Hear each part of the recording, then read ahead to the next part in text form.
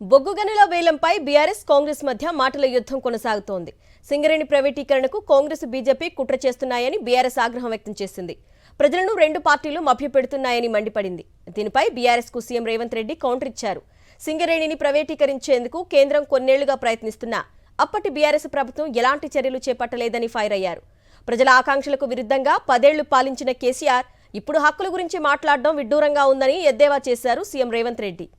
Right, ఇక దీనిపై మరింత సమాచారాన్ని మా ప్రతినిధి కిరణ్ భూపతి అందిస్తారు. కిరణ్, అరుణ, ఇప్పటికే రెండు పార్టీల మధ్య బొగ్గు రాజకీయాలంతా కూడా రాజకీయ రగడను సృష్టిస్తూ ఉన్నాయి. గత 4-5 రోజుల నుంచి కూడా బొగ్గు వేలం ఏదైతే ఉందో ఆ గనుల వేలాన్ని కూడా తీవ్రంగా వ్యతిరేకిస్తుంది బీఆర్ఎస్ పార్టీ. ఇందుకు సంబంధించినటువంటి అంశంలో కూడా ఖచ్చితంగా నిన్న కేంద్ర మంత్రి కిషన్ రెడ్డి కావచ్చు, రాష్ట్ర ప్రభుత్వం నుంచి బట్టి విక్రమార్క పాల్గొనడం పైన కూడా బీఆర్ఎస్ తీవ్రంగా వ్యతిరేకిస్తుంది. గతంలో మేము ఎక్కడ కూడా గత 10 ఏళ్ల నుంచి కూడా కేంద్ర ప్రభుత్వం బొగ్గు గనులకు సంబంధించినటువంటి వేలాన్ని వేయాలి, ప్రైవేటీకరించాలనే దానిపైన కూడా కుట్రలు జరిగాయి. దాన్ని తిప్పికొట్టేందుకు కేసీఆర్ కూడా తీవ్రంగా కృషి చేశారు. మా పార్టీ ఎంపీలు కూడా తీవ్రంగా కృషి చేశారు. కానీ ఇక్కడ రాష్ట్ర ప్రభుత్వంలో పూర్తి స్థాయిలో కాంగ్రెస్ రావటం, కేంద్రంలో మళ్ళీ బీజేపీ రావడంతో ఈ రెండు పార్టీలు కుమ్మక్కై వీటిపైన కుమ్మక్కు రాజకీయాలు చేస్తూ ఉన్నాయి. బొగ్గు గనుల వేలాన్ని ఏ విధంగా వేలాన్ని వేస్తారు, నిన్న ఆ కార్యక్రమంలో ఏ విధంగా పాల్గొంటారని కూడా సూచించారు. వారిద్దరూ పాల్గొన్నటువంటి కార్యక్రమానికి సంబంధించినటువంటి ఫోటోలను కూడా చూపిస్తూ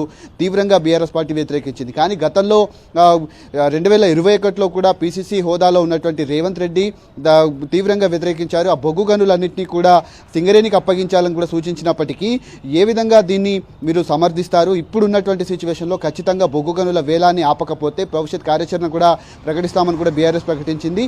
గతంలో రేవంత్ రెడ్డి కూడా కొంత ట్వీట్ కూడా చేయడం జరిగింది. కేటీఆర్ పైన తీవ్రంగా విమర్శలు చేశారు. ఓఆర్ఆర్ కావచ్చు, అంతేకాకుండా బొగ్గు గనుల వేలం ఏదైతే ఉందో దాన్ని ప్రైవేటీకరించేందుకు మీరే కృషి చేశారు, దాన్ని దారాదత్తం చేసేందుకు తీవ్రంగా మీరే కృషి చేశారు. కాబట్టి ఖచ్చితంగా రాబోయేటువంటి రోజుల్లో ప్రజలు మీకు బుద్ధి చెప్తారు. ఇవన్నీ కూడా రాష్ట్ర ప్రజలు గమనిస్తున్నారంటూ కూడా రేవంత్ రెడ్డి ట్వీట్ చేయడం జరిగింది. బొగ్గు రాజకీయాలంతా కూడా తెలంగాణ రాజకీయం చుట్టూ తిరుగుతున్నాయి. ఇవి ఎంతవరకు దారితీస్తున్నాయని మాత్రం ప్రస్తుతం వేచి చూడాలి. బొగ్గు గనుల వేలాన్ని నిన్న వేయటం జరిగింది. పూర్తిగా దీనిపైన కూడా బీఆర్ఎస్ కావచ్చు, కాంగ్రెస్ మధ్య మాటలు యుద్ధం అయితే కొనసాగుతున్నారు. Right Kiran, thank you.